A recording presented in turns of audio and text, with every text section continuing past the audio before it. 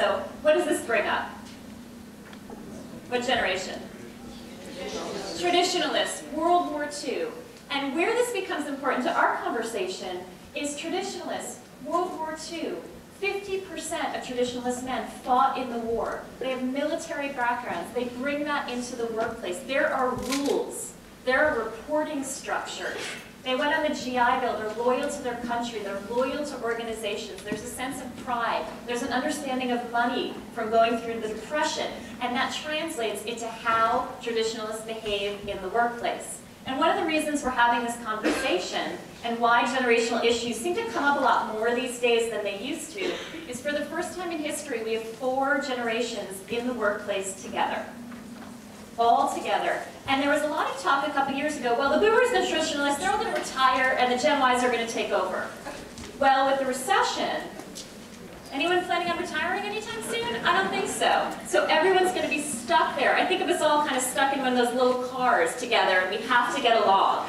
So the 4 generations are not only in the world, but they're all in the workplace and on campuses together. So traditionalists.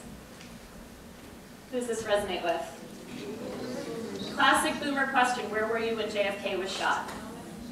Elementary school, who else? My mom, it was the day of her first date.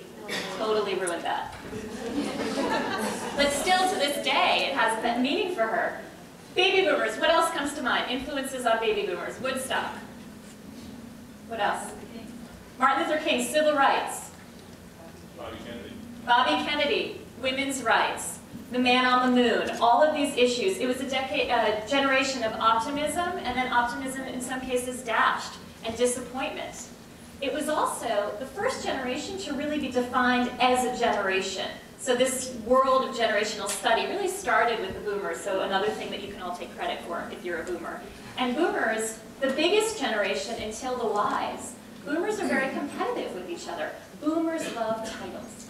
Boomers love corner offices because it means the other guy, the other woman didn't get it. That shows up in the workplace. They're also the children of traditionalists, which means that that structure that the traditionalists brought down is how the boomers moved up in the workplace. So when you get the Gen Ys and Xers coming in, you get the tension between the way the traditionalists taught the boomers and the way the Gen Xers and Gen Ys want to exist. So baby boomers.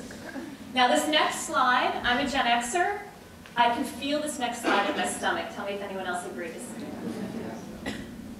I will never forget that day. It was in January 1986, the Challenger explosion, and that became our generation's defining moment of tragedy and hopes and excitement, dash. I still get chills when I see this picture. Now, as a Gen Xer, I'm really interested in our generation. We are the smallest generation, about 45 million compared to 80 million boomers and about 85 million Gen Ys, if you take the definition of the 80s and 90s. Gen Xers are really interesting. One of the defining characteristics I find with Gen Xers was the rise in the divorce rate. So a lot of kids of this generation were latchkey kids, children of working moms, children of divorce. We'd come home from school, unlock the door, microwave a snack, and watch TV. So when Gen Xers get in the workplace, the concept of a micromanaging boss, when your parents let you come home and do everything on your own, it doesn't make any sense. So Gen Xers like to be independent.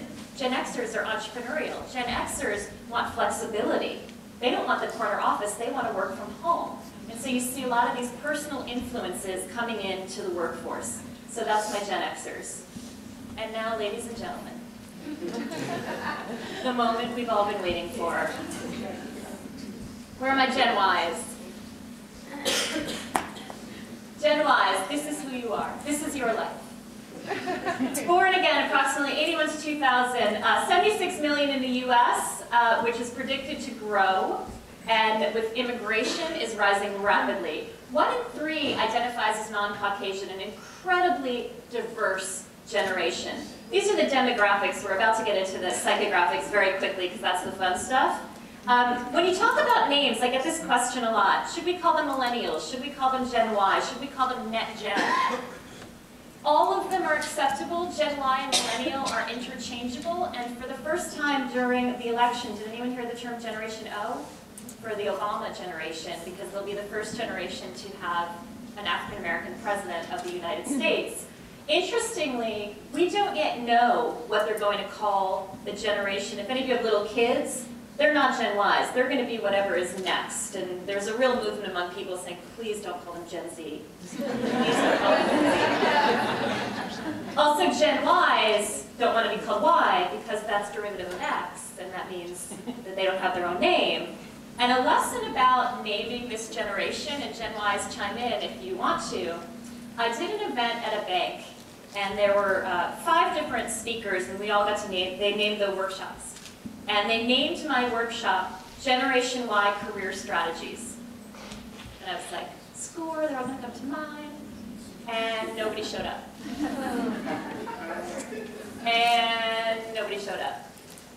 And I went to the organizer, and she said, don't worry, I'm sure it's not personal, like, you're never coming back. And afterwards, there was a reception. And at the reception, I went to the people who looked young, and I said, I'm just curious, what made you choose the session you chose? And, we were chatting, and I said, well, because I was leading the Generation Y Career Strategies panel. And they said, oh, we didn't know that was for us. Many Gen Ys don't identify with any of these terms. I do focus groups all the time, and I say, what do you want to be called? And they say, I don't want to be called by any generational name, I just want to be me. Gen Ys, anyone? Yes, amen. All right. Don't call me. So if you're going to call, if you're thinking of renaming your career center the Generation Y Career Center, not a good idea. So these are terms that we use, but I would not recommend using them in any way with your generations. So thank you all for coming today, even though it was called What Gen Y Wants. I appreciate that.